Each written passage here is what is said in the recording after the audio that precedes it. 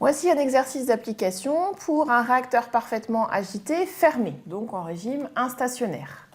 Alors, il s'agit d'une réaction d'estérification, on va la montrer dans un instant. On a une alimentation avec des proportions entre les deux réactifs qui sont précisées.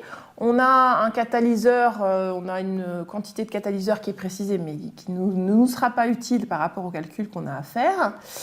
On nous indique que la vitesse de réaction est proportionnelle au carré de la concentration en acide acétique, ce qui veut dire que c'est une réaction d'ordre 2, donc par rapport à cet acide acétique. On connaît la constante de vitesse dans les conditions de travail, donc on a la valeur qui est donnée ici. On connaît également la masse volumique du mélange, on suppose que le volume de la charge réactive reste constant, donc pour une phase liquide, c'est tout à fait classique. Et on rappelle les masses molaires donc de nos deux réactifs. On demande de calculer le temps nécessaire pour une conversion de 50%.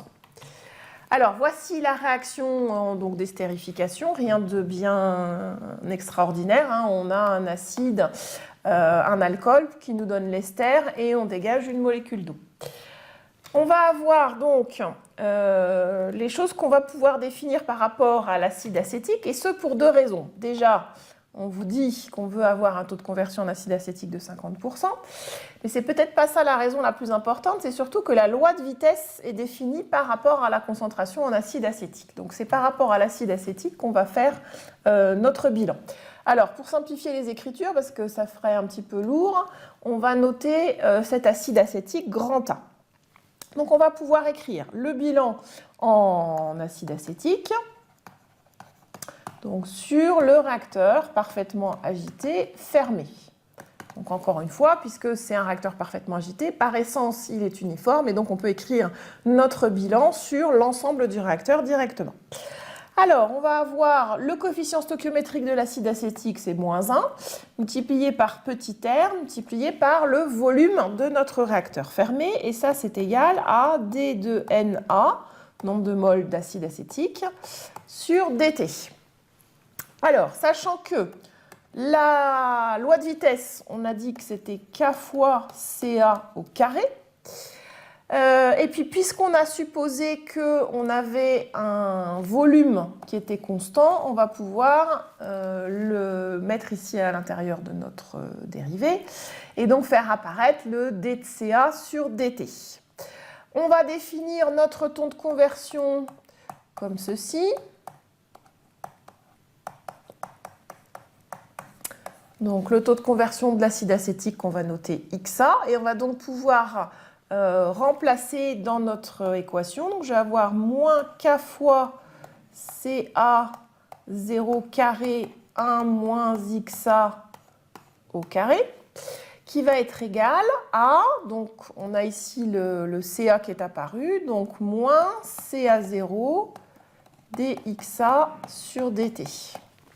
Ceci, on va pouvoir séparer les variables. Donc, on va avoir un dxa sur 1 moins xa. Quand j'écris en bas, ça ne se passe pas bien. Donc, du coup, on va l'écrire ici. Dxa sur 1 moins xa au carré, qui est donc égal, alors j'ai les plus qui se simplifient, un CA0 qui disparaît, donc K fois CA0 dt. Ceci, je vais pouvoir l'intégrer entre 0 et XA à un instant t donné. Et ici, j'intègre entre 0 et cet instant t. Donc, on va pouvoir intégrer ceci. Donc, ça va s'intégrer, donc c'est du 1 sur U carré en gros. Ça va s'intégrer en 1 sur 1 moins XA. Et on va avoir un coefficient moins qui va réapparaître à cause de cette intégration. Donc, du coup, je vais me retrouver avec un 1 sur 1 moins XA de t,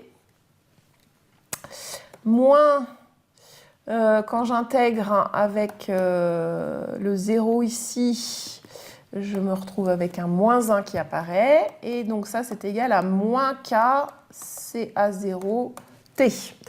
donc que je vais pouvoir un petit peu remanipuler. Je vous passe le détail du calcul pour obtenir l'expression du temps nécessaire pour obtenir une certaine conversion. Donc ça va faire 1 sur K, c'est à 0.